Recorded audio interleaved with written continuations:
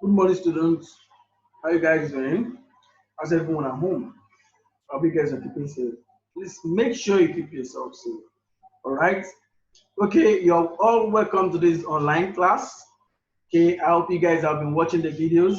I hope you're actually understanding everything that has been said on the videos. Okay.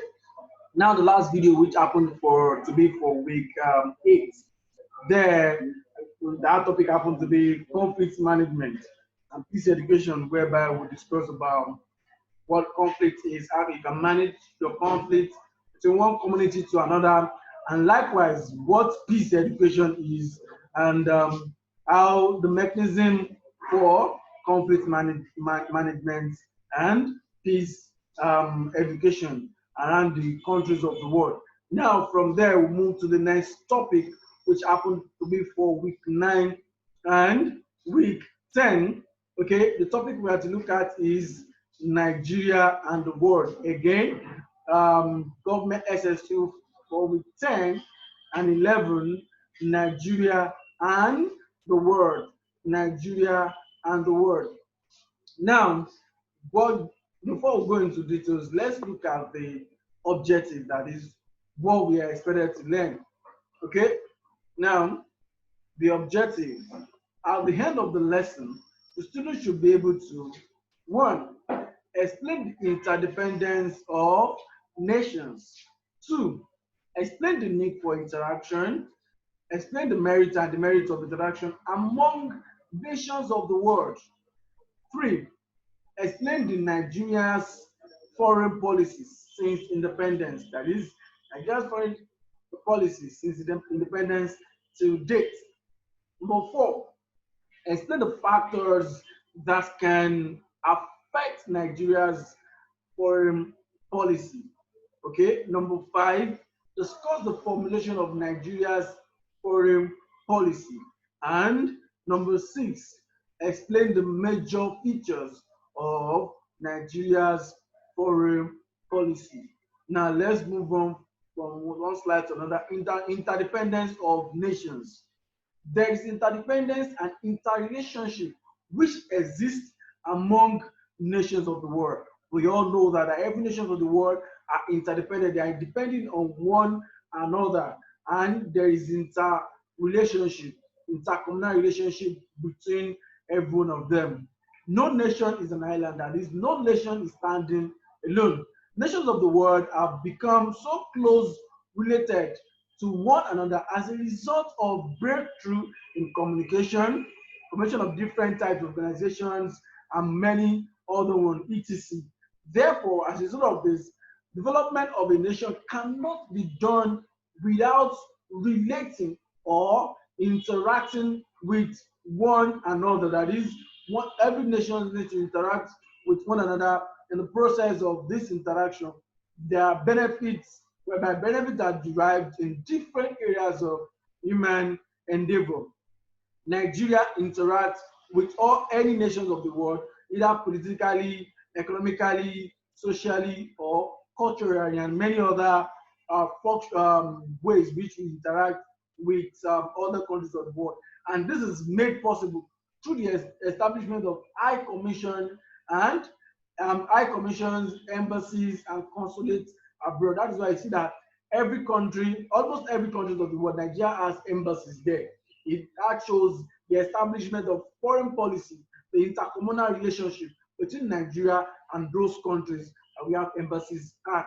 Nigeria equally play host to so many foreign missions located in Nigeria. That is why you see most of these countries also have their embassies in Nigeria, whereby whereby the interaction and foreign policy is being exchanged.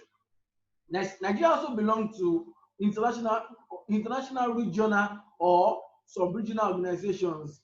For example, we have United Nations organizations like UNO, we have African Union, AU, and Economic Community of West African States, which is ECOWAS, and Nigeria also belong to the oil producing exporting country, that is OPEC. So all these organizations are organizations that Nigeria belongs to, and these organizations, it is necessary for them to interact with member state, that is those countries that are member of these organizations.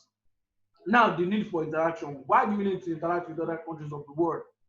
Political reason for interaction. There are some certain reasons which has been put in place for interaction. Now I said, why do we need to interact with other countries of the world? The first is political reason for interaction, which states that we all know that state agrees to interact through the formation of different organizations, that is UNO, United Nations Organization, and AU, African Union. And this is actually being done in order to create opportunities for a peaceful and secure world. Secured world, good government, and to also avoid interference of one state or states in other, which may result in war of worldwide dimension. That is, they have to stop nations of the world, overriding or interfering onto another nation's, affairs. That is to avoid neocolonialism or colonialism. Therefore, member states of such organizations are made to abide by the principles governing such organization. We also have economic reasons for interaction. That is, natural resources are unevenly distributed worldwide. We all know that. There is not every country that has same percentage of natural resources, but it's being distributed unevenly, worldwide. And nations can only benefit from one another through such interaction. If there's no interaction, one nation cannot, benefit from another. For example, as Nigeria has crude oil, if we don't interact with other countries, other countries don't interact with us, we won't be able to export our natural resources, which happen to be what? Crude oil. Nations get, not only crude oil, we have charcoal, we have, I don't know, I think we have gold in this country also. We have the traditional cows and many others. So all these are what is bringing the interaction of other countries of the world with Nigeria. Nations get what they don't have through such interaction. Again, every nations of the world get what they don't have through what? Through, again, through such interaction, and it has added impetus to the economic advancement of most states. That is, it has increased the economic status and financial status of most countries. For example, a country who doesn't have crude oil and is, due to bilateral relationship that they have with Nigeria, Nigeria exports crude oil to them, and they in return give us some value of their own natural resources also. As a result of that, their economy keep booming, and our economy also will keep booming. The third one there is socio-cultural reasons for interaction. This is very important because it promotes love and friendship among nations, and it also eliminates conflict. That is, when nations to nations or countries to countries are having interactions or intercommunal relationship, it's reduced or eliminate totally conflict, whereby there won't be issues, there won't be fight, there won't be war. Nations are brought together to share things in common, derive, in order to derive some benefits in the area, maybe in the area of culture, sports, football, etc. For example, we have World Cup competition, which is being staged for every 4 years. And also there are also, music concert that is being staged, maybe Africa, one African music festival is one. We have African Nations Cup that is being hosted every 2 years. World Cup is 4 years, and we have other Olympics, gymnastics, and every other competition that is being put together. We have to make sure to increase the level of cooperation and interaction in nations of the world. Now, what are the advantages of interactions among nations of the world? Number one, it enhances peace and security through membership and interaction which exists in international or regional organizations, for example, UNO and AU. And you know that every member state that belongs to UNO or AU, when anything, most of the countries will have to be in peace accord, and they also start serve as defense. They defend each other whenever any of the member states is facing a maybe terrorism or issues in their locality. Okay. Number two, it brings economic advancement, especially in the areas of natural endowment, technology, etc. So, as a result of natural endowment, that is like the one I just explained, exchanging of natural resources, crude oil for money or crude oil for gold, and many things like that. So, this actually increases the country's natural endowment, it increase the country's technology, and it increase the financial pocket of the nation. Number three, cultural and social benefit from others, especially through sports, cultural exchange, etc. They learn from one another as it brings them closer. That is when, let's say, for example, okay, I remember sometimes ago, okay, when South Africa hosted the World Cup, a lot of countries of the world come to Africa to actually, benefit, see how Africa culture is, like that. They get to be with them. And also, when other countries of the world host World Cup, Africa countries will go there to know about their culture, to mix with them, and like that. And there will be what? Closer relationship and togetherness with other nations like that.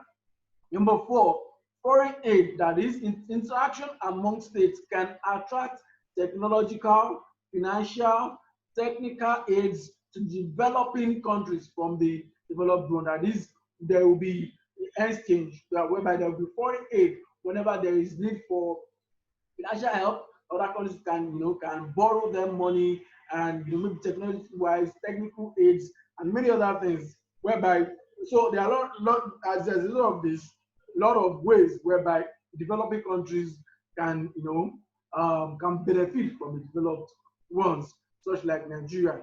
Number five, it brings investment opportunity. That is, it gives the citizens opportunity to go into those countries to invest and do business with them. Likewise, they too, they can come to Nigeria or Africa or any country whereby there is intercommunal relationship, there is interaction, that to invest and do business. Number six, establishment of political organizations like UNO and AU is also one of the reasons whereby AU and UNO was being put in place.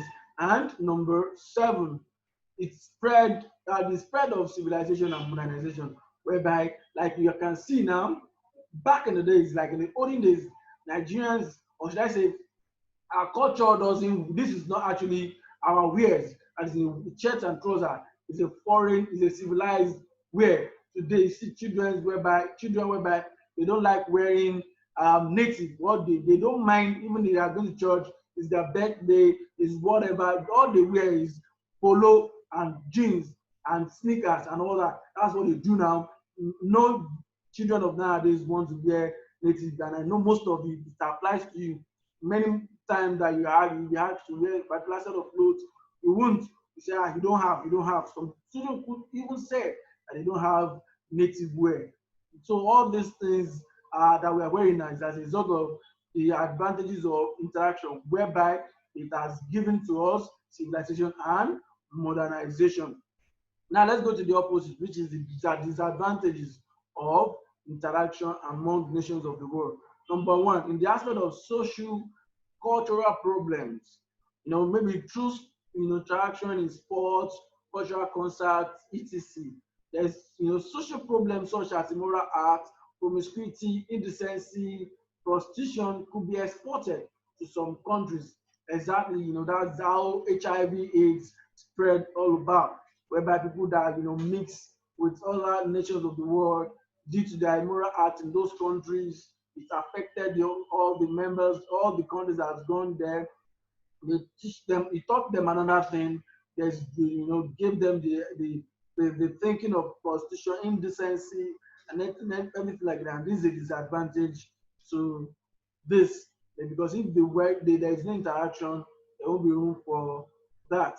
And that one is interference of state. Developed nation can still interfere in the domestic affairs of the less developed nation because of the economic benefit the less developed countries are deriving from the developed nation. Exactly, because due to their incapability of some certain economic ability, the developed country can impose and thus interfere into their private affairs or domestic affairs. And as a result of that, that could be seen as a partial colonialism. Neocolonialism, that is talking about the interaction among states, either economically, politically, etc., can lead to neocolonialism, and which can make nonsense of the hard work independence of this developing state from their from their forefathers, or their fourth while colonial master. And here what we are talking about here is that due to the fact that you know uh, due to all this interaction, it can bring back what we refer to as colonialism. But right, it might not be called colonialism because it's been such country is being seen as a developed country, but there is what colonialism that is in one way or the other, in one way or the other, they are being colonized or they are being, being controlled. So there are a lot of hard won independence of of these countries that could be rubbish at this time. So number four now, if inferior or poorly produced goods. Again, inferior or poorly produced goods. That is, interaction among the states can actually lead to some developed countries, making some of the third world countries. Okay, sorry. Okay, all right. Back to number four. I said inferior or poorly produced country. That is, if an interaction among states or countries of the world can lead to some developed countries making some of the third world countries jumping ground for their inferior or poorly produced country.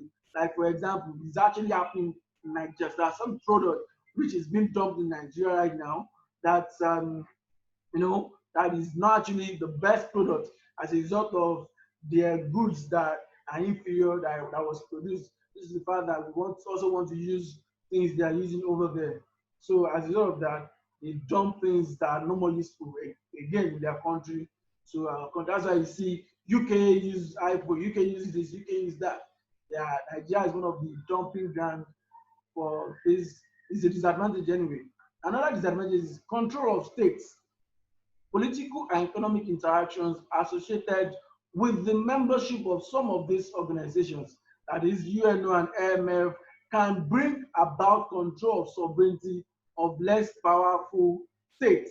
And most of these organizations are controlled by the big powers. That is, if care is not taken, big organizations like UNO and IMF can take over the control power of such country or less power country. Moving on from there to Nigeria's foreign policy. What is foreign policy? Foreign policy refers to the decisions and actions taken by a state to pursue her interest within the global system. That is, these are basing at a certain level of decision that is being made or taken, in order to pursue the interest within their interest within the global system, that is among the countries of the world. The ability of a nation to influence the decisions and actions of other nations within the commit of nations is of great importance. Nigerian foreign policy can be defined as the totality of Nigeria's interaction within the international system. That is the totality of Nigeria's foreign policy among other countries of the world.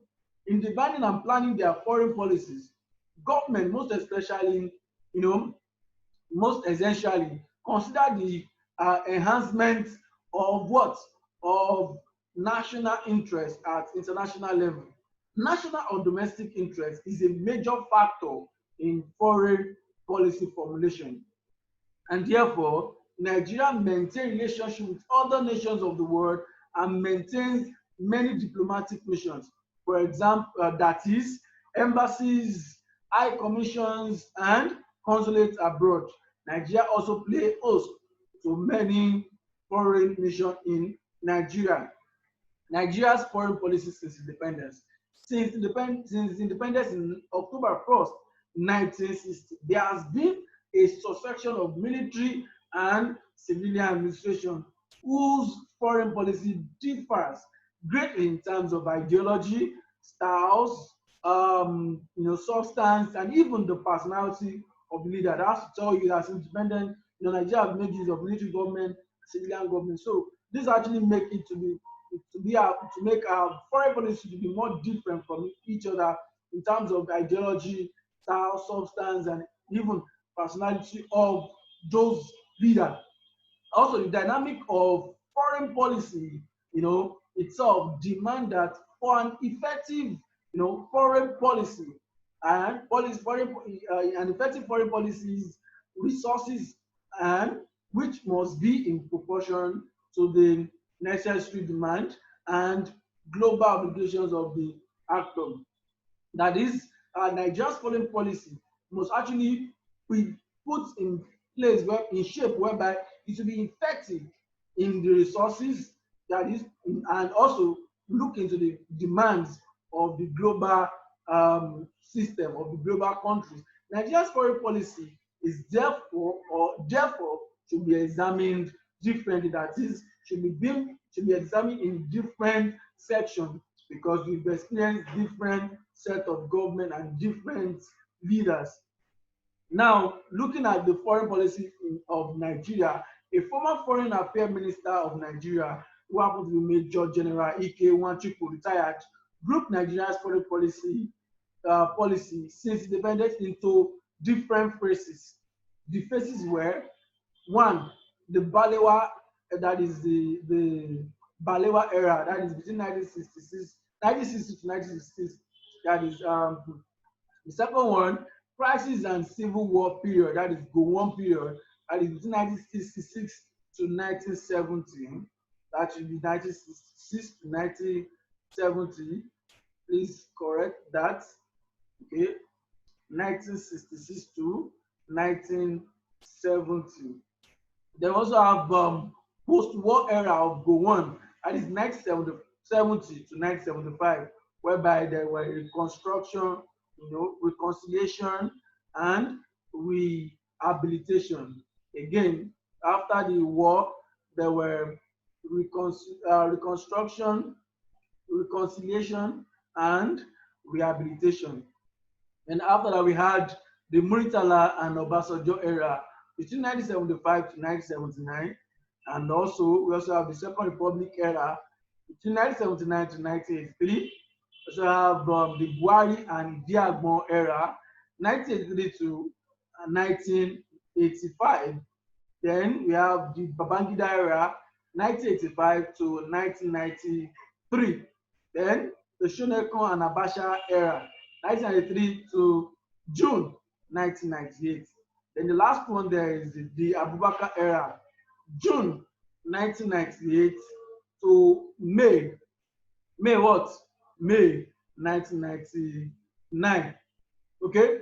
Now each of these regime, each of the regimes of association of administration operated according to the prevailing domestic or national and international environment, including the goals set up by each of the leaders and administrators. That is, each of these administrators has been mentioned so far. They had their own time, and they set up the foreign policy according to their goals. And we also have, the following are the names of the external affairs ministers that has played crucial roles in Nigeria foreign policy. Just follow me as I mention their names. The first one is Dr. Jaja Nwachukwu between 1962 to 1965. Alhaji Nunu Bamali, 1965 to 1966, Dr. Okoye Aripo, Commissioner for External Affairs, till July 1966 to July 19 what? 1967. Okay, sorry, July 1966. Sorry, there's an error here. It should be July 1966 to July 1975 again. Dr. Okoye Aripo, Commissioner for External Affairs, July 1966 to July 1975. Major General Joseph Gaba, 1975 to 1979. Major General Henry Adefope, January 1979 to September 1979. Professor Isaiah Audu, 1979 to 1983. Chief Emeka Anyaoku, October to December 1983, that is October 1983 to December 1983. Professor Ibrahim Gambari, 1984 and 1985. Professor Bolaji Akinyemi, 1985 to 1987. Major General Ike Nwachukwu, 1987 to 1989 and 1990 to 1992. Alhaji Ridwan Lukman, 1989 to 1990.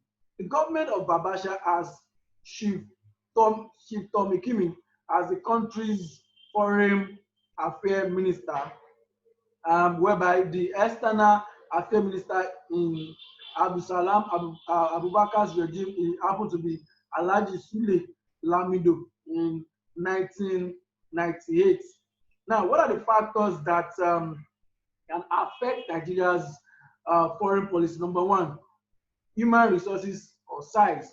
And it's human resources and the size and the quality of the population of Nigeria affect our policy formulation. That is number one. Number two, the economic resources. That is, the economic resources available help to shape or sharpen and formulate our foreign policy objectives. That's two. Number three, previous commitment of government. Commissions of previous government in the areas of signing and or entering into treaties, pacts or agreements among others with other countries. Also another factor. Number four, the industrial and technological strength. That is, the industrial and technological strength of Nigeria have the capacity to affect our foreign formulation. Another one is geographical location. And we all know that Nigeria is located in Africa and has made it clear that it is in Africa, and Africa should be the centerpiece of our foreign policy. Consequently, Nigeria has worked for the decolonization of the African continent, whereby this, for example, they supported the struggle for the eradication of apartheid policy in South Africa and so many other ones. Another one, number five, I guess, historical background, whereby we all know that Nigeria was colonized by Britain, and this colonial experience can affect our foreign policy. The next one, then, the military strength of Nigeria, in the sense that the strength of the army, air force, and navy can also affect our foreign policy. And the last one there is globalization, whereby events and values, for example, democracy, happening globally, can also affect Nigeria's foreign policy. Now, to the next subtopic, which happened to be what? Formulation of Nigeria's foreign policy. Number one, formulation of Nigeria's foreign policy is technically the responsibility of the president of the country. That is number one. Number two, consultations are made with Nigeria's diplomats or representatives abroad, whereby they are sat in the universities, the business communities, leaders of thoughts. It is before taking decision. That is, before they take decision, they consult some certain set of people. The minister and the Ministry of External Affairs, whereby the presidency is assisted in policy formulation by the ministers, and as a result of this, officials of the Ministry of External Affairs, as well as experts of Nigeria's institution of international affairs. And this, with these ministries, It has the sole responsibility of coordinating and deliberating on issues as they relate with Nigeria and the international community. And as a result of it, it also has some of the following functions to perform. That is, the ministry and the ministers has the following functions to perform. Number one, involved in carrying out matters as they relate to the welfare of abroad, Nigerians abroad. Number two, number two, to promote what? To promote and enhance a conducive atmosphere for a cordial relationship between Nigeria and other nations of the world. Number three, two hand in hand with Nigerians, embassies abroad in harmonizing existing relationships between Nigeria and other countries of the world. And number four, to provide information relevant to formulation of foreign policy. Now, those four are the major functions of the ministry and minister of external affairs. That is, they need to be involved in carrying out matters as they relate to the welfare of Nigerians. Those Nigerians abroad, they need to see to their matters. Number two, there that is to promote and enhance productive atmosphere, conducive atmosphere for a cordial relationship between Nigeria and other countries of the world. And the third one there says that, what does it say? It says that there should be, they should work hand in hand, sorry, it's an error there, should be to work hand in hand, with Nigerians embassy, yeah, those are embassies in abroad, in harmonizing the existing relationship between Nigeria and other countries of the world. Then the fourth one there, to provide information which is relevant in formulating the Nigeria's foreign policies. So all these are what makes formulation of Nigeria's policy, foreign policy. Now, the last subtopic here, which happens to be major features of Nigeria's foreign policy. What are the features? Number one, friendship and cooperation. That is, the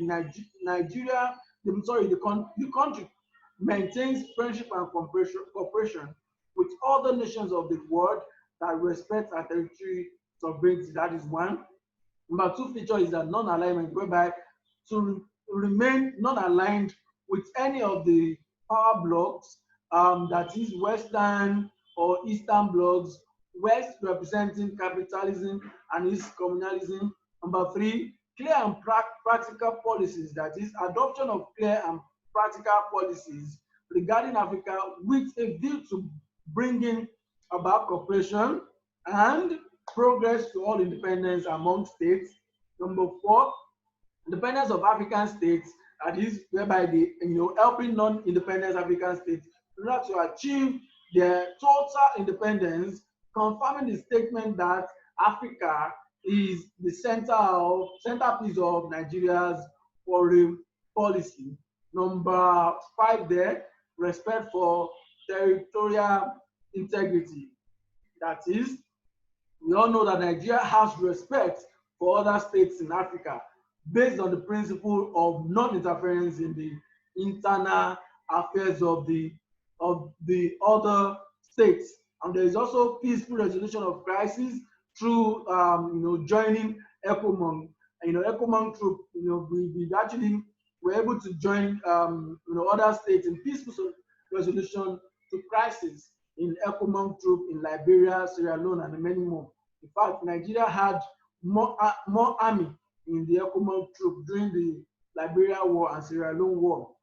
Eradication of colonialism, for example, in Africa, Africa, whereby we experienced, South Africa experienced apartheid, as well as giving, we supported them to be free from apartheid. And also, Nigeria also supported them by giving them financial and moral support not to liberate them. And aside from that, we also have national interest. One of the features of is to promote and protect our national interest as Nigeria and as Africa, international domestic problem, whereby to assist other neighboring countries to solve their internal or domestic problems. The next order is economic order, whereby to work in cooperation with other nations of the world in promoting of in promotion of a just world and economic order. Second to the last one, there is peace and security, whereby to also to cooperate with member nation of UN, that is United Nations Organization, in the defense and promotion of world peace and security. And the last one, the international law, to respect international law and treaties. So all these are the major features of Nigeria's foreign policy. This is the end of this video. Thank you. My name is Mr. Falade once again. Please, want to wish you good luck. This is the end of the scheme because this is week 10 and 11 topic and video. Please make sure you go through the video. It might be lengthy, but try as much as possible to go through them and understand every detail being taught. So make sure you revise by viewing the video from week 1 to this particular week 11 for better understanding, and prepare very well for your forthcoming examination. I pray God will be with you, and please don't play. This is not the time to play. This third time is actually free. This is your online third time, and your results, you're going to be having your result for you. So please make sure, all my students, please make sure you prepare very well and be the best that you can be. Thank you very much.